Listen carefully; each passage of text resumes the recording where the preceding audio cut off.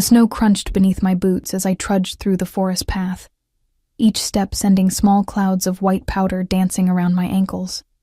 Winter had descended upon Ravenholt with unusual ferocity this year, blanketing the evergreen forest in layers of pristine white that sparkled like diamonds under the fading afternoon sun. The bitter cold pierced through my threadbare coat, but I didn't mind. After spending most of my life in the overcrowded human settlement on the outskirts of shifter territory, I had grown accustomed to discomfort. My fingers clutched the worn leather strap of my messenger bag, the familiar weight of medical supplies inside offering small comfort. 3 years working as the town's only human nurse had taught me to treasure these solitary journeys, to collect herbs from the neutral territory between our settlements. These quiet moments belonged only to me. No anxious patience, no suspicious glances, no constant reminders that I would never truly belong anywhere. My pale blonde hair, nearly white in the winter light, kept escaping from beneath my woolen cap, the strands dancing across my vision with each gust of wind. Grandmother used to say my hair was a blessing from the moon goddess, a mark that I was meant for something greater than the life I had been given. The memory of her gentle hands braiding my hair each morning before school brought a painful lump to my throat. "You carry healing in your hands, Eleanor," she would whisper, pressing her silver pendant into my palm. "Never forget that your gentleness is not weakness, it's your greatest strength." I touched the pendant now, its familiar shape a small moon cradling a star, worn smooth by years of worried fingers. It was all I had left of her, this small token and her wisdom about a world that had little use for gentle things. A sharp cry cut through the stillness of the forest, startling a flock of ravens from their perch. The sound was unmistakable, the distressed wail of a child, a very young child. I froze, my heart pounding against my ribs. I was dangerously close to shifter territory, a place humans rarely ventured without permission, especially not lone women with no protection. The cry came again, weaker this time, followed by a low, mournful howl that sent shivers down my spine. Wolf Shifters, the most powerful clan in the region, ruled by the notoriously ruthless Alpha King Blake Stone, whose disdain for humans was legendary. Stories of his cruelty circulated through our settlement like ghost stories told to frighten children, except these were real. Common sense screamed at me to turn back, to retreat to the safety of the human settlement. But that cry, it tugged at something deep inside me, something that transcended fear and self-preservation. Before I could reconsider, my feet were already carrying me toward the sound, each step taking me deeper into territory where I had no right to be. The trees thinned slightly, revealing a small clearing. There, huddled against the gnarled roots of an ancient oak, lay a small wolf pup, its fur a stunning silver white against the snow. Even from a distance, I could see something was wrong. The pup's hind legs lay at an odd angle, unmoving despite its desperate attempts to crawl forward. Approaching cautiously, I knelt in the snow several feet away, trying to appear as non-threatening as possible. "Hello, little one," I whispered, extending my hand palm up. "I won't hurt you." The pup's eyes, an extraordinary amber gold, fixed on me with an intelligence that took my breath away. There was no mistaking the awareness in that gaze. This was a shifter child, not a common wolf. My stomach knotted with fear. To interfere with a shifter child, especially one from the royal bloodline, which I suspected, given the unusual coloring, could mean death. Yet the pup whimpered again, a sound of such profound suffering that my decision was made in an instant. I slowly removed my scarf and held it out for the pup to sniff. "I'm a nurse," I said softly, though I knew the child was too young to understand. "I help people who are hurt. Will you let me help you?" To my surprise, the pup stopped growling and instead gave a small, pitiful whine, dropping its head to the snow in what seemed like surrender. With gentle movements, I examined the pup's hind legs, my trained fingers finding the telltale signs of a congenital defect rather than an injury. The pup had been born this way, unable to walk properly, likely abandoned to die in accordance with shifter law. The strong survive, the weak perish, a cruel but ancient tradition. "You poor thing," I murmured, feeling tears sting my eyes. "You've been out here all alone, haven't you?" Decision made, I carefully wrapped the pup in my scarf and lifted it into my arms. The small body trembled against my chest, seeking warmth. "I'm going to take care of you," I promised, tucking the bundle inside my coat. No one deserves to be left alone in the cold. A twig snapped behind me. The forest fell deathly silent. Even the wind seemed to hold its breath. Slowly, I turned. The pup clutched protectively against my chest. He stood at the edge of the clearing, a man who was clearly not merely a man. Even without the crown of twisted silver branches resting upon his dark hair, his presence alone would have proclaimed his identity. Alpha King Blake Stone, nearly 7 feet of raw power, clad in black furs that made his broad shoulders seem even more imposing. His face was all sharp angles and unforgiving planes, a scar running from his right temple to his jaw only enhancing the dangerous beauty of his features. But it was his eyes that rooted me to the spot. Eyes the same extraordinary amber gold as the pup's, now narrowed with a cold fury that made my blood freeze in my veins. "Human," he growled, the single word carrying centuries of contempt. "You dare trespass on wolf territory?" I should have cowered. I should have begged for mercy, but the small body trembling against my heart gave me a courage I didn't know I possessed. "This child was suffering," I said, my voice surprisingly steady, "abandoned to die in the snow." Something flickered across his face. So quickly I almost missed it. Pain, perhaps? Or recognition? "That is not your concern." 3 long strides brought him within arm's reach, his towering form blocking out the fading sunlight. "The pup is weak. Nature has made its decision." "Nature also gave me hands that can heal, and a heart that cannot turn away from suffering," I replied, tightening my hold on the pup. "Will you condemn this child for being born different? For needing help?" His nostrils flared as he scented the air, studying me with unnerving intensity. "You smell of herbs and healing," he observed, voice slightly less harsh. "You are a healer among your kind." "A nurse," I confirmed. I was gathering medicinal herbs when I heard crying. The alpha's jaw tightened, a muscle twitching beneath the scar. "That pup is my son." The revelation hit me like a physical blow. Not just any shifter child, but the Alpha King's own offspring. I was as good as dead, yet instead of striking me down where I stood, he did something unexpected. He stepped closer and looked down at the bundle in my arms with an expression I couldn't decipher. Something between anguish and resignation. "The council demanded he be left to the elements," he said quietly. "A future alpha cannot be imperfect. And you agreed?" I couldn't keep the horror from my voice. His eyes snapped to mine, a growl building in his chest. "You know nothing of our ways, human. Nothing of the burden of leadership or the price of strength. I know that this is a child who deserves a chance to live," I countered, surprising myself with my boldness. "And I know that you're the Alpha King. Your word is law. If you say he lives, who would dare challenge you?" For a long moment, he simply stared at me, his expression unreadable. Then, to my shock, he extended his arms. "Give me my son." My arms tightened instinctively around the pup. "So you can leave him to die elsewhere." A dangerous gleam entered his eyes. "You question me twice, human. Give me my son, or I will take him and leave your broken body for the ravens." With trembling hands, I surrendered the bundle. The pup whimpered as it changed hands, a sound that tore at my heart. I had failed this innocent child. I closed my eyes, unable to bear witnessing what would come next.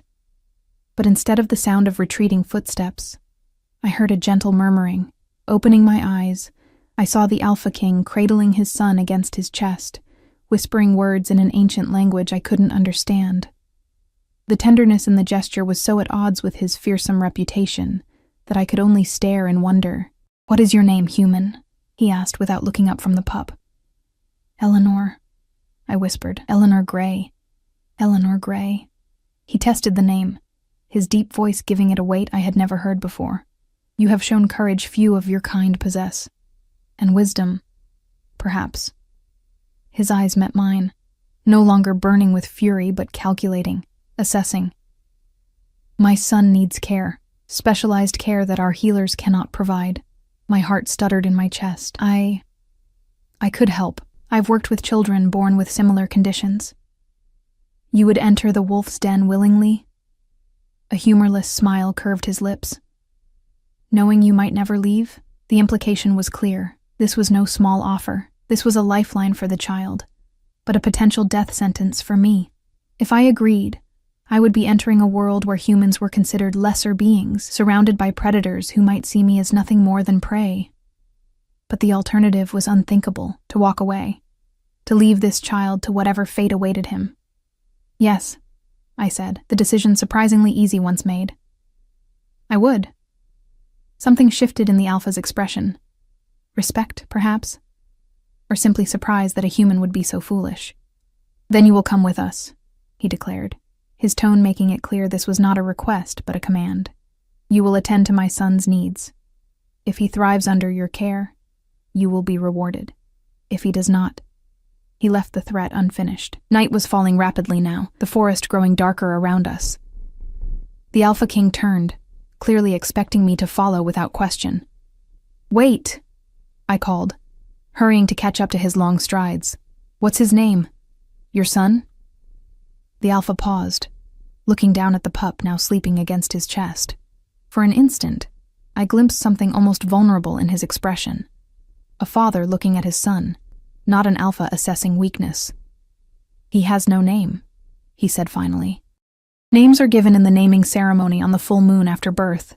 He was deemed unworthy. The casual cruelty of the statement sent anger flaring through me, hot and unexpected. Then perhaps it's time he received one, I suggested, more boldly than was wise. The alpha's eyes narrowed slightly, but to my surprise he nodded. Perhaps it is. He studied me for a long moment, his expression unreadable. The moon rises, Eleanor Gray. We must reach the pack before full dark. Dangers lurk in these woods that even I would not tempt. With that, he turned and continued walking, his powerful form carving a path through the snow. I followed, acutely aware that with each step, I was leaving behind everything familiar and venturing into a world where I was neither welcome nor understood. Yet as I watched the gentle way the fearsome alpha cradled his son, I felt the first fluttering of hope. Perhaps in saving this child, I might discover what my grandmother had always insisted was waiting for me, a purpose greater than I had dared to imagine.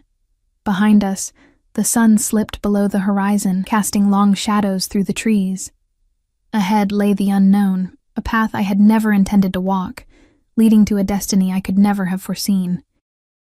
The Alpha's fortress loomed before us, a sprawling structure of dark stone and towering spires that seemed to pierce the night sky like accusing fingers.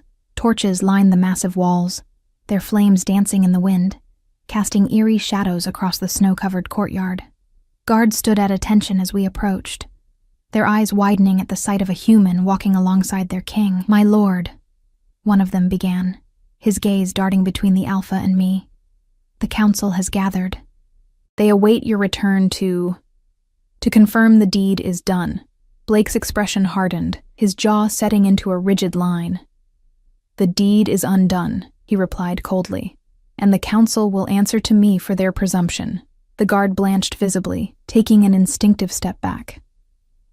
"Yes, Alpha, this human is under my protection," Blake continued, his voice carrying across the courtyard where curious onlookers had begun to gather. "She is here to tend to my son. Any who threaten her, threaten me.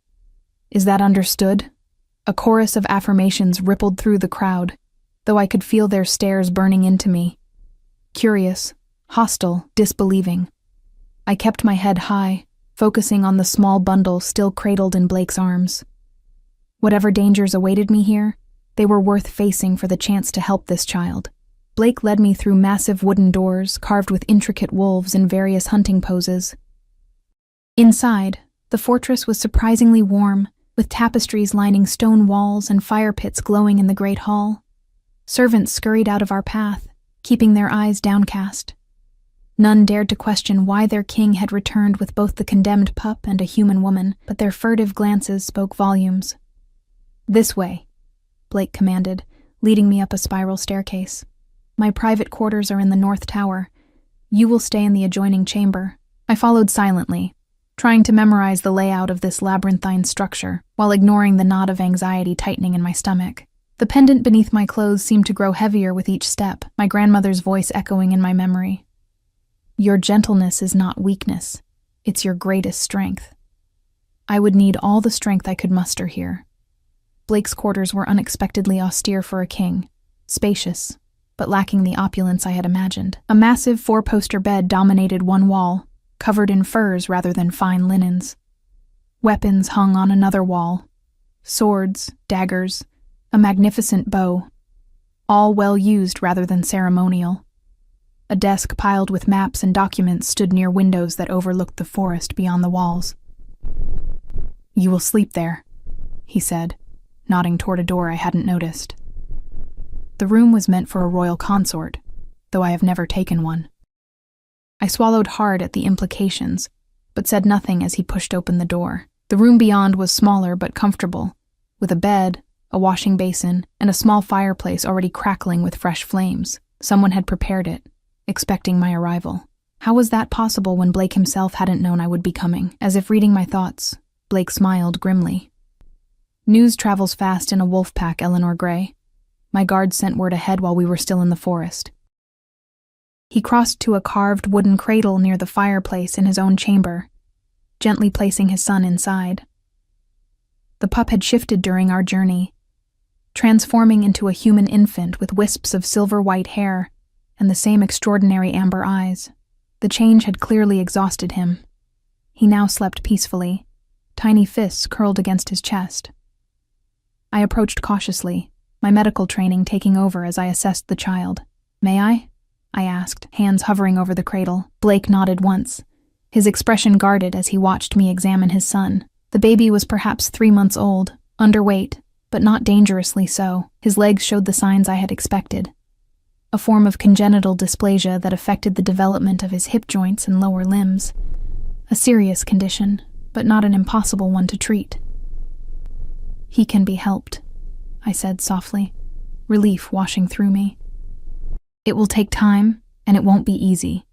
But with proper treatment and exercises, he could gain significant mobility. Could he walk? Run? Blake's voice was carefully neutral, but I caught the flicker of desperate hope in his eyes. I can't promise that, I answered honestly, but I can promise to give him the best chance possible. Blake stared down at his sleeping son, conflict evident in every tense line of his body. The council believes a future alpha must be perfect in form and function. Any sign of weakness invites challenge from other packs. His fingers curled into fists at his sides. They would have me sacrifice my own son for politics. The bitterness in his voice surprised me. This was not the heartless tyrant of human stories, but a father torn between duty and love. And what do you believe? I asked, the question slipping out before I could stop myself. His amber eyes locked with mine, searching. I believe strength comes in many forms, not all of them visible to those who see only with their eyes. He touched his son's cheek, with a gentleness that belied his fearsome reputation. I named him Ethan in my heart the day he was born. It means strong and enduring. Ethan, I repeated, smiling down at the sleeping infant. It suits him. A knock at the door interrupted the moment. Blake's posture immediately shifted, the vulnerability vanishing behind a mask of authority.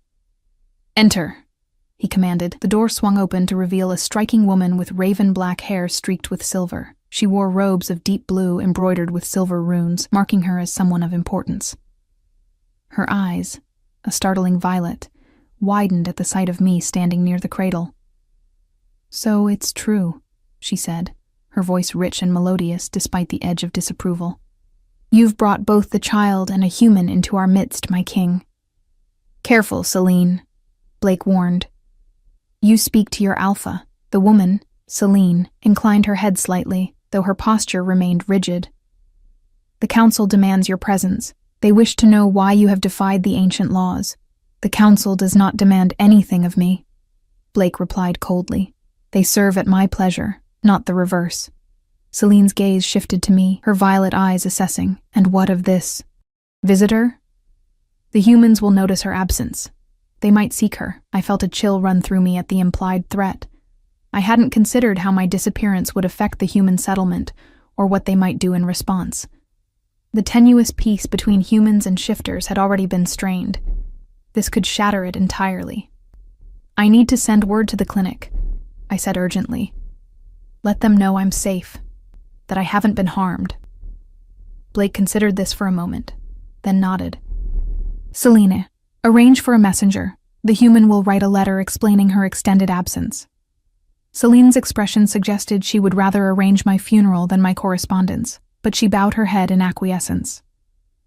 "As you wish, Alpha." She turned to leave but paused at the doorway. "The council gathers at midnight. They will not be easily pacified this time." After she departed, I found myself suddenly overwhelmed by the reality of my situation. I sank onto the edge of the bed, my legs no longer able to support me. I didn't think the clinic, my patients. I'm the only medical professional for miles.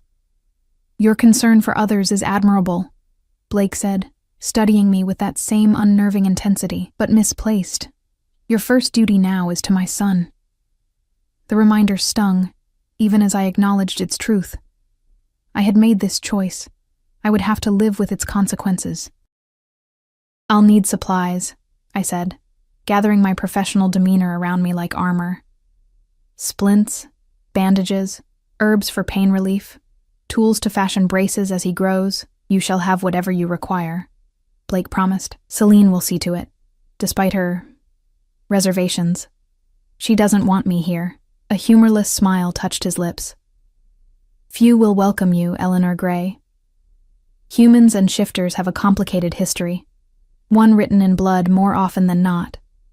Then why bring me here? Why trust me with your son?" The questions had been burning inside me since the forest.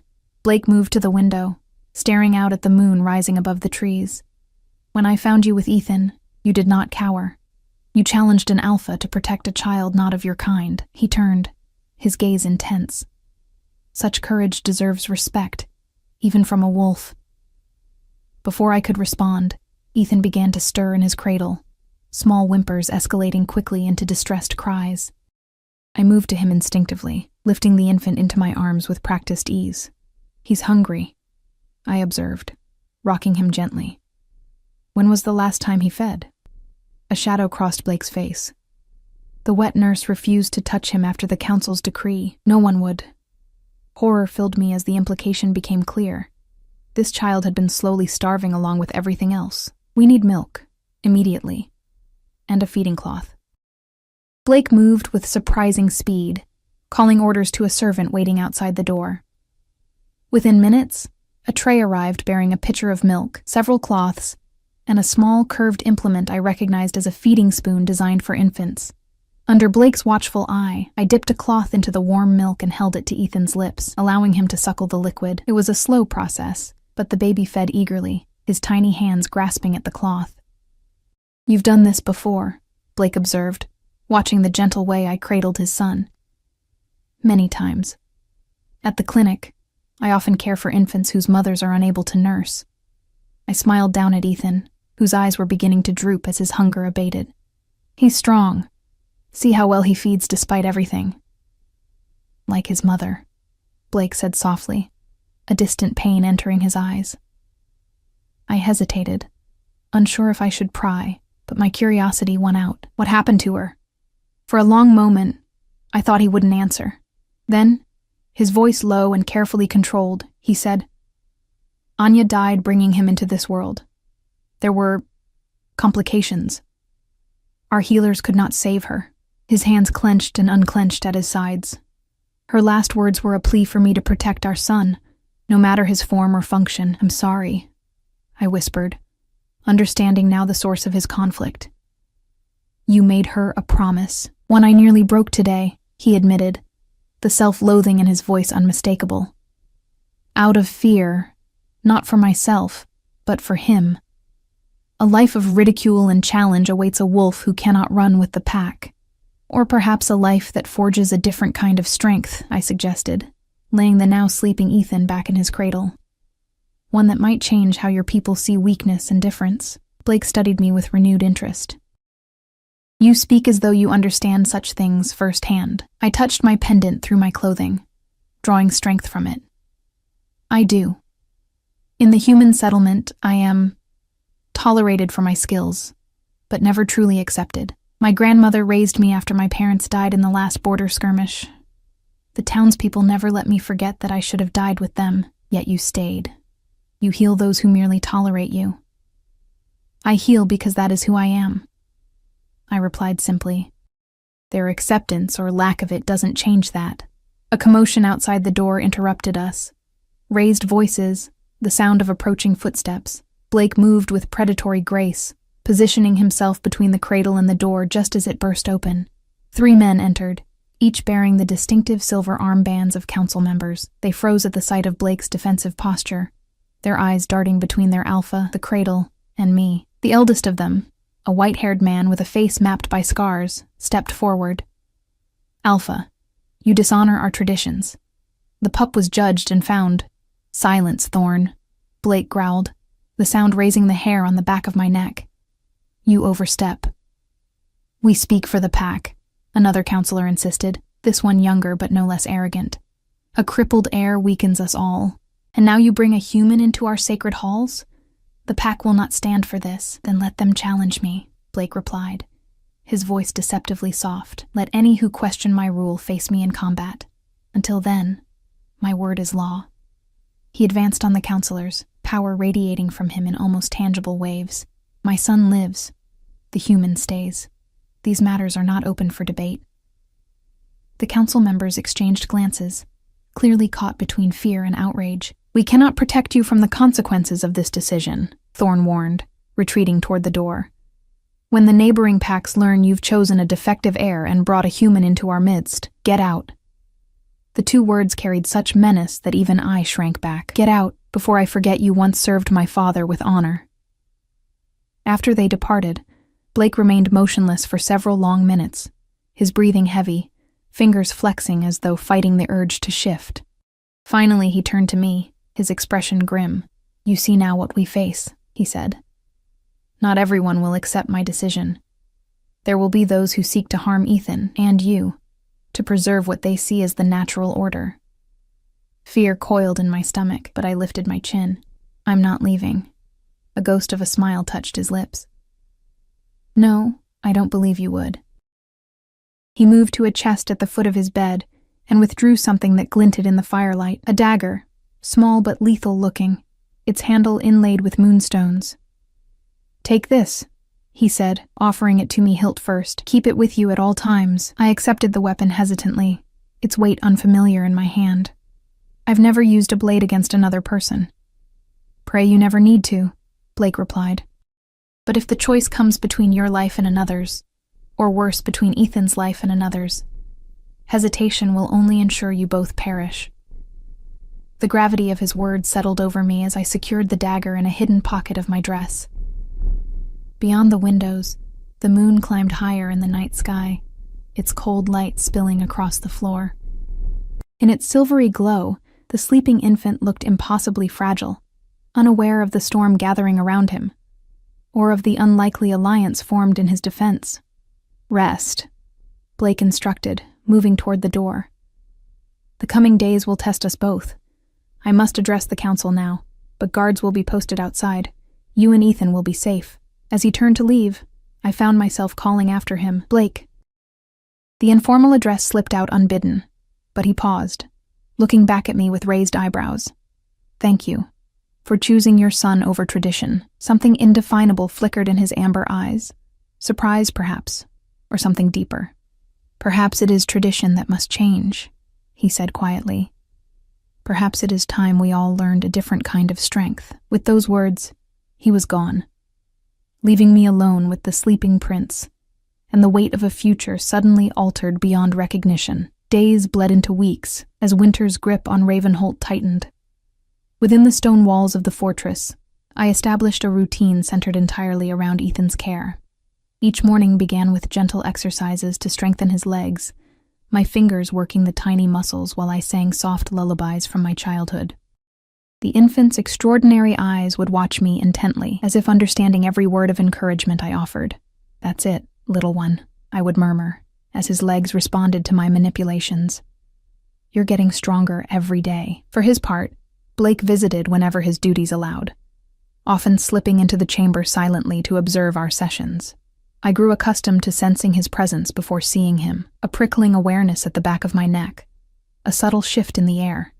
Though he rarely interfered, his questions about Ethan's progress were constant, each improvement noted with fierce pride that belied his outwardly stoic demeanor. "He held his weight for several seconds today," I reported one evening as Blake stood by the cradle. "It's a small victory, but significant." "Every victory matters," Blake replied, his large hand engulfing his son's tiny one. "No matter its size." In those quiet moments, I glimpsed the man beneath the alpha, a father desperate for his child's success, a leader questioning traditions he'd been raised to uphold. It became increasingly difficult to reconcile this Blake with the monster of human legends. Life within the pack, however, remained precarious. While some shifters had begun to accept my presence, nodding respectfully when we crossed paths in the hallways, others made their hostility clear. More than once, I entered my chamber to find subtle signs of intrusion, items slightly displaced, the lingering scent of an unfamiliar wolf. Celine proved an unexpected ally in these troubled waters. Though initially cold, the pack's healer had warmed to me gradually after watching my dedicated care of Ethan. "You have healing hands," she admitted one afternoon while observing a therapy session. "I've never seen such improvement in a condition our healers deemed hopeless." "It's not hopeless," I replied, demonstrating a new stretching technique. "It just requires patience and consistency. Qualities wolves often lack," she noted with dry humor. "We prefer immediate solutions, decisive action. Some problems can't be solved with teeth and claws." Celine's violet eyes studied me thoughtfully. "Perhaps that's why the moon goddess sent you to us, Eleanor Gray. To teach an old pack new tricks." Her words stayed with me long after she departed, resonating with my grandmother's belief that I was meant for something beyond my human settlement. The most significant change, however, came on the night of the full moon. I had been warned to remain in my chambers during the pack's monthly hunt, a wild, sacred ritual where even the most civilized shifters surrendered to their primal instincts. Ethan, too young to shift voluntarily, had been restless all day, sensing the lunar energy that called to his wolf. As moonrise approached, Blake entered our chambers, his movements already more fluid, more predatory than human. "We hunt tonight," he said simply, his voice rougher than usual. "You will stay here until dawn." I nodded, having expected this instruction, but then he surprised me. "I want Ethan to feel the moonlight," he continued, approaching the cradle where his son squirmed with unusual agitation. "Even if he cannot run with the pack, he should know his heritage." My protest died unspoken as I recognized the importance of this moment. Blake lifted Ethan carefully, cradling him against his chest as he moved to the balcony doors. Outside, the full moon hung low and heavy in the night sky, its silver light bathing them both as Blake held his son up to face their celestial mother. "You are Wolf," Blake whispered to the child, moon-blessed and strong in ways the council cannot understand. "One day, you will find your own way to run with the pack." The infant's response was immediate and astonishing. Though he could not shift fully, a shimmer of silver fur rippled across his skin, his eyes glowing with heightened amber light. A small, unmistakable howl rose from his throat, weak but defiant, calling to the moon that pulled at his blood. Blake's eyes met mine over his son's head, fierce with triumph and something that might have been gratitude. In that moment, I understood that I had given him more than medical care for his child. I had given him hope. After returning Ethan to his cradle, Blake lingered by the balcony door, the moonlight casting dramatic shadows across his features. "Eleanor," he said, using my name with an intimacy that sent unexpected warmth through me. "What I said the day we met, about keeping you here indefinitely, that was spoken in desperation," I stilled, uncertain where this conversation was leading. "You are not a prisoner," he continued. "When Ethan no longer needs your specialized care, you may return to your settlement if you wish." The offer of freedom should have brought relief. Instead, I felt a strange hollowness at the thought of leaving. And if I wished to stay? The question seemed to surprise us both. Blake turned fully toward me, his expression unusually vulnerable in the moonlight. "Would you?" Stay among wolves who view your kind with suspicion at best, hatred at worst? I thought of the human settlement where I'd lived as an outsider despite my years of service. I thought of the growing attachment I felt toward Ethan, whose daily progress filled me with a fierce, almost maternal pride. And most dangerously, I thought of the complex man before me, whose presence had become something I anticipated rather than feared. I might, I answered honestly, if I were needed. Something shifted in Blake's eyes, a heat that had nothing to do with the wolf stirring beneath his skin. For one breathless moment, I thought he might cross the distance between us. Instead, he inclined his head slightly, a gesture of respect rather than dominance. "You are needed, Eleanor Gray," he said quietly. "More than you know." With those enigmatic words, he departed for the hunt, leaving me with a sleeping prince and a heart beating far too quickly for my own good. The attack came just before dawn. I jolted awake to the sound of Ethan's frightened cries, instantly alert despite the heaviness of exhausted sleep. The chamber was dark, the fire having died to embers hours before, but my human eyes could make out a shadowy figure bending over the cradle. Not Blake, not Celine. Someone unauthorized, someone dangerous. Moving silently, I reached for the dagger I kept beneath my pillow, Blake's warning echoing in my mind. If the choice comes between your life and another's, or worse, between Ethan's life and another's, hesitation will only ensure you both perish. "Step away from him," I commanded, surprised by the steadiness in my voice as I rose from the bed. The figure straightened, a woman I recognized as one of the council members' mates. Her face contorted with disgust as she turned toward me. "This abomination weakens our pack," she hissed. "The human lover king cannot see it, but the rest of us can. A crippled alpha is no alpha at all."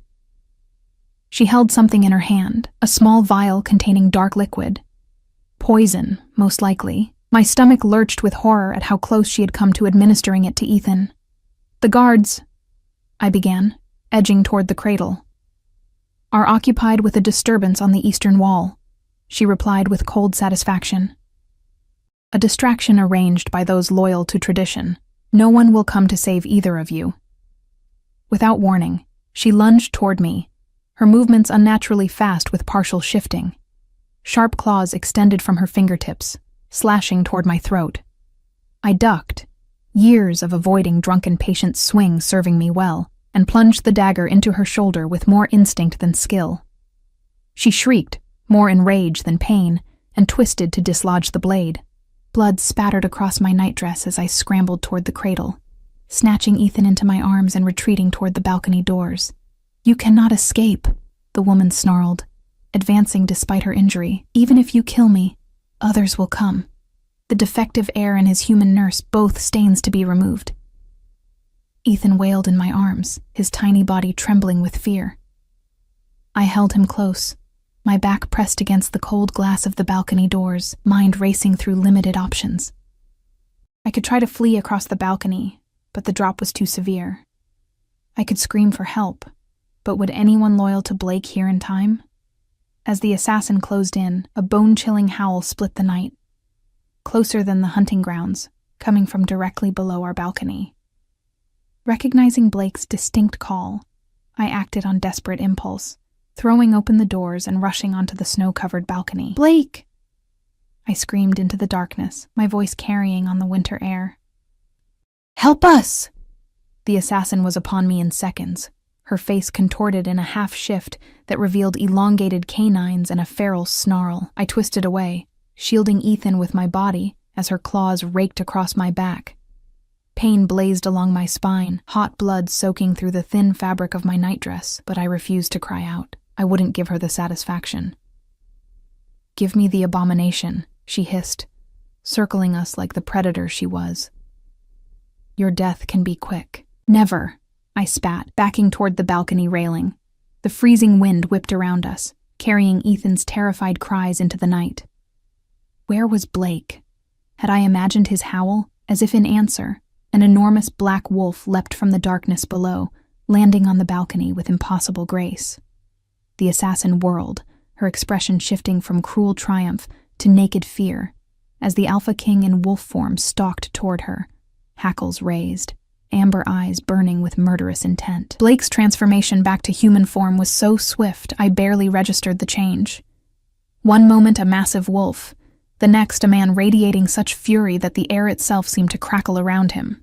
He wore only leather breeches, his chest bare despite the biting cold, every muscle tensed for violence. "You dare."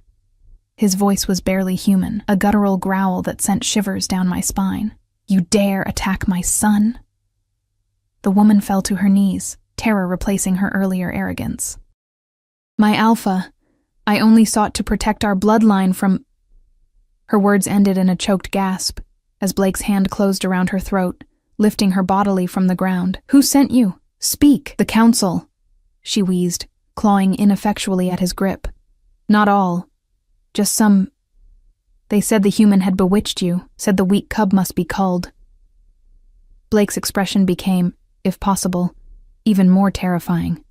With deliberate slowness, he carried the struggling woman to the balcony edge. "Tell your conspirators what you saw here tonight," he snarled. "Tell them that any who threaten my son or his caretaker will suffer far worse than you." With that, he hurled her from the balcony. Her scream cut through the night until ending abruptly with a dull thud. Not a killing fall for a wolf, but certainly a painful one. No sooner had the echo of her impact faded than Blake was before me, his hands gentle as they cupped my face. "Eleanor," he said urgently, "are you hurt?"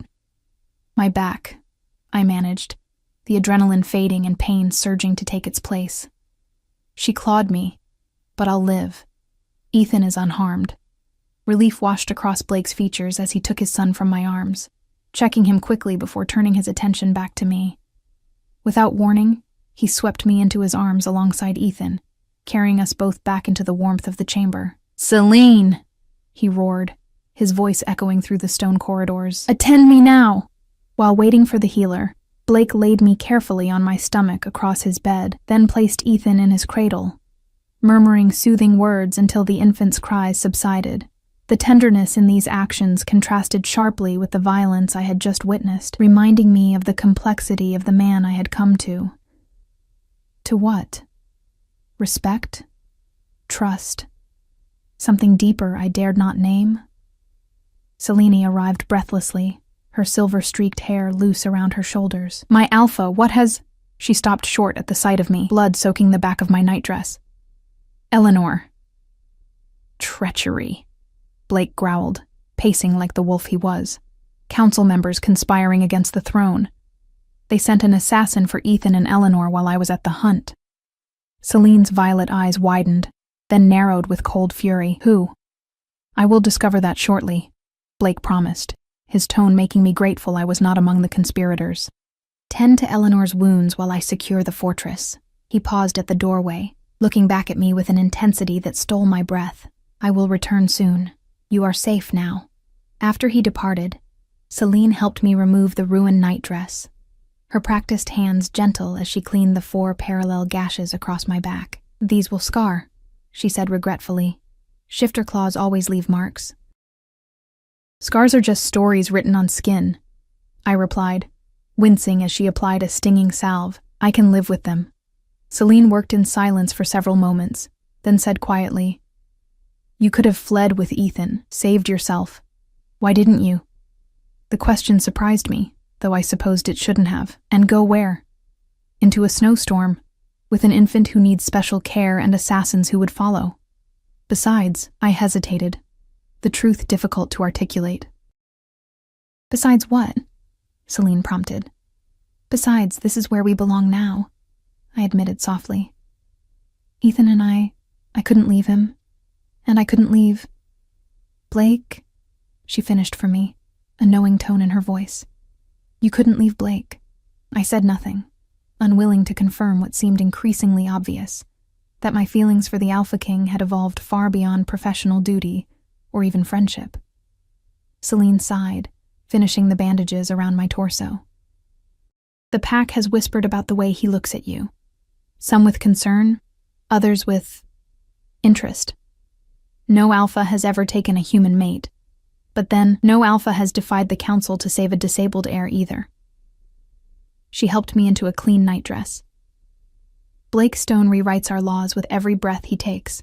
You say that as though you approve, I observed, carefully sitting up. A rare smile touched her lips.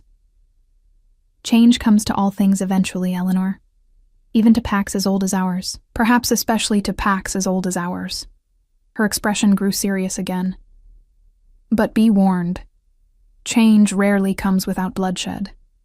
Her words proved prophetic. Over the next several days, the fortress became a battleground of politics and loyalty. Blake moved with ruthless efficiency, identifying the council members involved in the conspiracy and delivering swift justice. 2 were executed publicly, a grim reminder of the consequences of treason. 3 others were banished, stripped of rank and pack protection. The remaining council members pledged renewed fealty, though whether from genuine loyalty or fear remained to be seen. Throughout this turmoil, Blake visited our chambers each evening, his demeanor softening visibly as he crossed the threshold. He would sit beside Ethan's cradle, often reading ancient pack histories aloud in a deep, soothing voice that never failed to lull his son to sleep. Then, invariably, he would turn his attention to me, asking about my recovery, discussing Ethan's progress, and gradually, sharing more of himself. I learned of his childhood as the second son, never expected to rule until his older brother's death in territorial wars. Of his arranged marriage to Anya, a political alliance that had blossomed into genuine affection if not passionate love. Of his vision for a pack that valued strength of character alongside physical prowess. In turn, I shared stories of my grandmother's wisdom, my early fascination with healing arts, and the isolation of being different in a community that prized conformity. Each exchange built a bridge between our worlds, span by fragile span. 2 weeks after the attack, Blake entered our chambers with unusual hesitancy, something concealed behind his back. You're nearly healed, he observed, nodding toward my back where the wounds had closed to pink lines thanks to Celine's salves. Nearly, I agreed, curious about his strange mood. Is something wrong? No. He seemed to struggle with words, uncharacteristic for the usually decisive alpha. I have something for you, a token of gratitude for your protection of Ethan. From behind his back, he produced a delicate silver circlet adorned with moonstone and amber. Precious gems that exactly matched our eyes. I gasped, recognizing its significance from the histories I had been studying. This was no mere jewelry, but a symbol of high status within the pack. Blake, I can't accept this. The others will accept what their alpha decrees, he interrupted, though gently. You have earned this recognition, Eleanor. You shed blood defending the royal heir. By pack law, that makes you his guardian, his family. My fingers trembled as I touched the beautiful circlet. This changes things. Yes, he agreed, his amber eyes intent upon my face. It does. That night, at Blake's insistence, I joined the pack's weekly gathering in the Great Hall for the first time.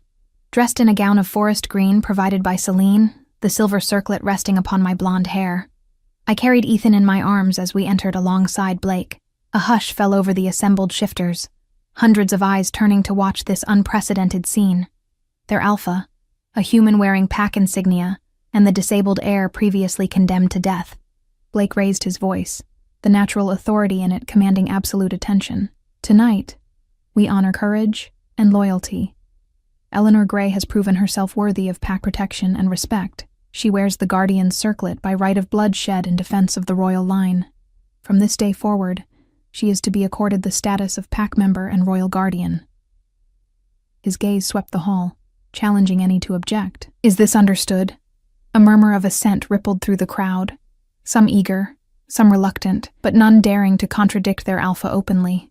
As we moved through the gathering afterward, I was acutely aware of the mixed reactions. Curious stares, respectful nods, and yes, some hostile glares quickly masked. Yet, something had fundamentally shifted. I was no longer merely the human nurse, but something new. Something unprecedented in pack hierarchy. Later that evening, as I prepared to retire, Blake joined me on the balcony where we had taken to watching the stars after Ethan fell asleep. The night was clear, countless diamonds scattered across black velvet, the waning moon casting gentle silver light across the snowy landscape. "They're beginning to accept you," Blake observed, standing closer than usual, his warmth a shield against the winter chill. "Some of them," I agreed cautiously. "Others will take more convincing."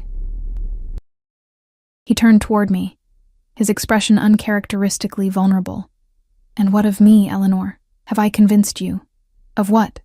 I asked, though I suspected I knew the answer. An answer that both thrilled and terrified me. That there could be a place for you here. Not just as Ethan's caretaker, but as... He hesitated, searching for words. As something more permanent. My heart stuttered in my chest. "Blake, I'm human. You're the Alpha King. The implications of something more permanent are..." "I know exactly what they are," he interrupted, his voice low and intense. "I have considered them from every angle. The political ramifications, the traditions broken, the potential for conflict. And I have decided that none of it matters compared to what I feel when I look at you." His words hung in the frigid air between us, honest and unadorned. No flowery declarations or grand promises, just the simple truth from a man unaccustomed to vulnerability. I found myself unable to look away from his amber eyes, which reflected the starlight with an almost otherworldly intensity. "And what do you feel?" I asked softly, scarcely daring to breathe. Blake moved closer, one hand rising to cup my cheek with unexpected gentleness. "Peace," he said, clarity. As though a storm I've lived within for years has finally calmed, his thumb traced the curve of my cheekbone. "I feel hope, Eleanor. For myself, for Ethan, for the pack's future. And it began the moment you challenged an Alpha King in a snowy clearing, defending a pup you had no obligation to protect." My heart thundered against my ribs as he leaned closer, his forehead resting against mine. "I cannot offer you an easy path," he murmured. "There will always be those who oppose change, who fear difference. But I can offer you my protection, my loyalty, and whatever lies in this battered heart of mine that still remembers how to love." Love. The word resonated through me like a bell struck in a quiet sanctuary. Was that what this feeling was, this certainty that had grown between us through danger and quiet nights and shared purpose? "I'm afraid," I confessed, my voice barely audible. "Of me?" Pain flashed across his features. "No." I shook my head slightly, unwilling to break the connection between us. "Of losing this, of building something beautiful only to watch it shatter. The gap between our worlds can be bridged," he insisted. "Has been bridged every day you've spent here, every moment you've shown my people that strength comes in forms they never considered." His hand slid to cradle the back of my neck. "Eleanor Gray, I am asking you to stay, not as Ethan's nurse, not as a tolerated outsider, but as my chosen companion. My equal." The weight of the moment pressed upon me. The enormity of what he was offering, what I would be accepting if I said yes. I thought of my small life in the human settlement, the clinic where I was needed but never truly valued. I thought of Ethan, who had claimed a piece of my heart from that first moment in the forest. And I thought of Blake, this complex man who had defied centuries of tradition out of love for his son, and perhaps for me. My answer formed itself without conscious decision, rising from a certainty bone deep and unshakable. "Yes," I whispered. "I'll stay." The kiss that followed was gentle at first, tentative, questioning, then deepening with a hunger that seemed to ignite something primal between us. His arms encircled me completely, drawing me against the solid warmth of his chest, as though he could absorb me into himself. I responded with equal fervor, months of unacknowledged longing finally finding expression. When we finally parted, both breathless, Blake rested his forehead against mine once more. "There is a ritual," he said softly, "a way to bind you to the pack formally, to protect you from challenge. If you are willing, tell me," I replied, already certain of my answer regardless of what the ritual entailed. "A marking ceremony," he explained, his fingers tracing the line of my collarbone. "My mark upon your skin, visible proof of my protection and my claim. The possessive edge in his voice sent a shiver through me that had nothing to do with fear.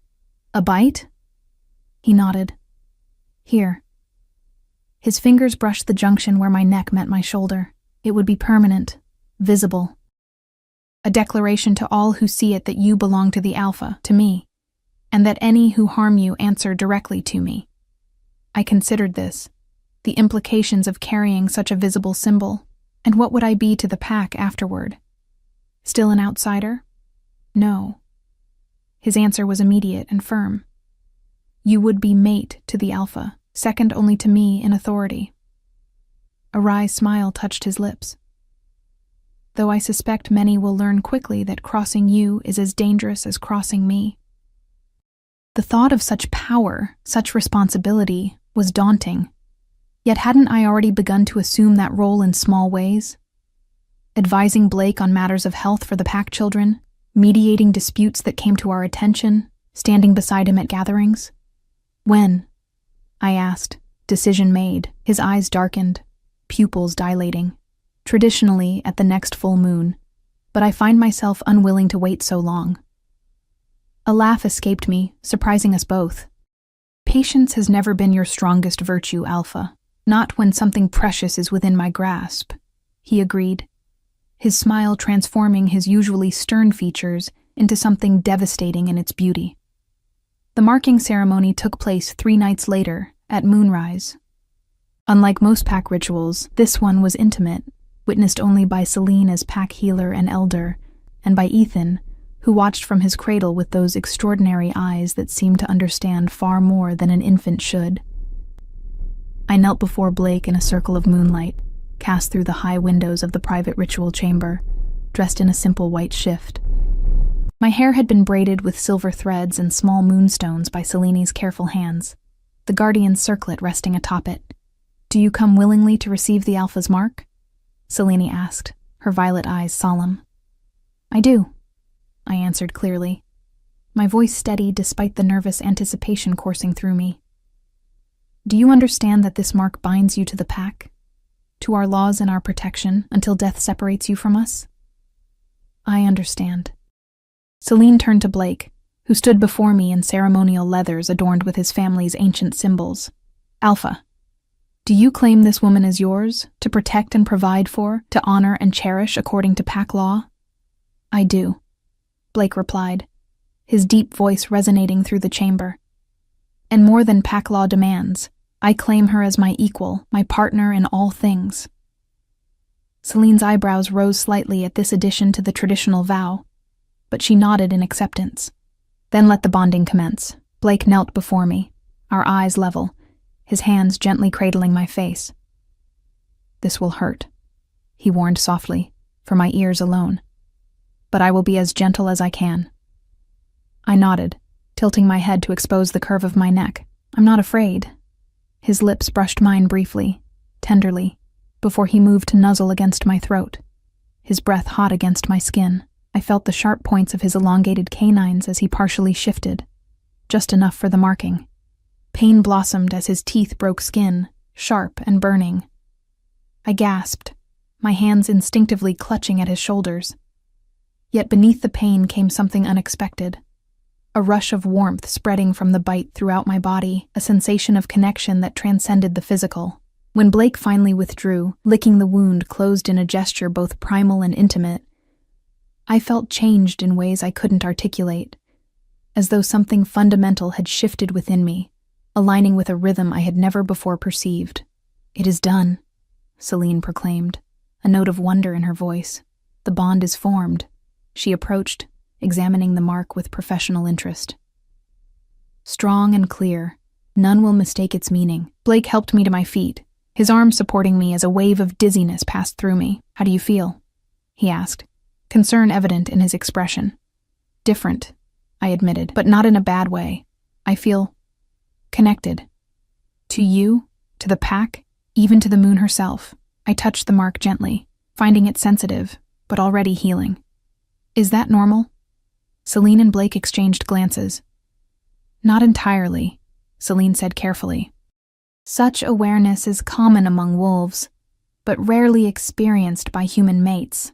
Perhaps Eleanor is more than we understood, Blake suggested, studying me with renewed wonder. Perhaps the moon goddess had plans for her long before she found Ethan in the snow.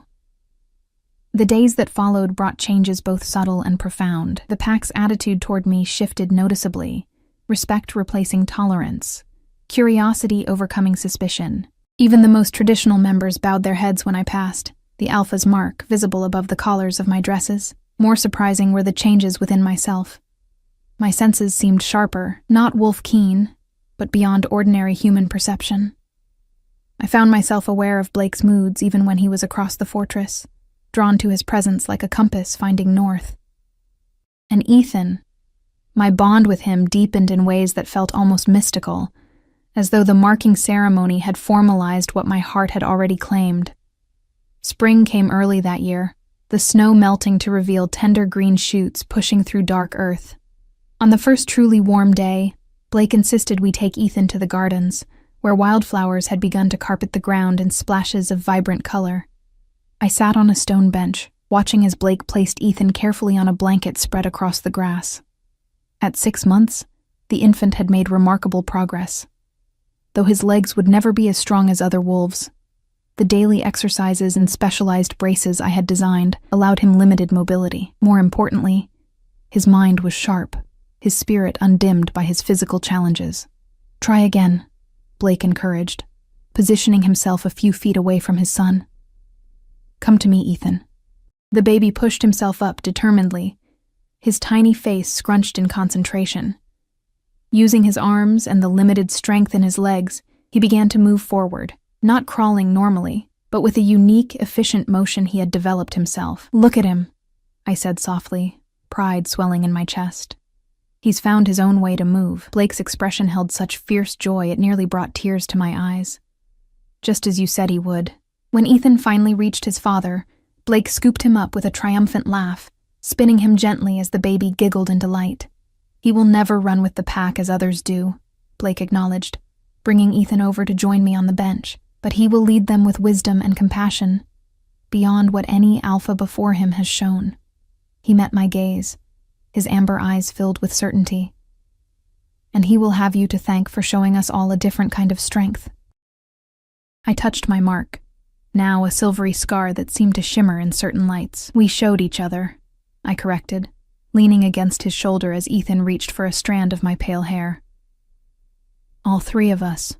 As the afternoon sun bathed us in golden light, I reflected on the journey that had brought me here.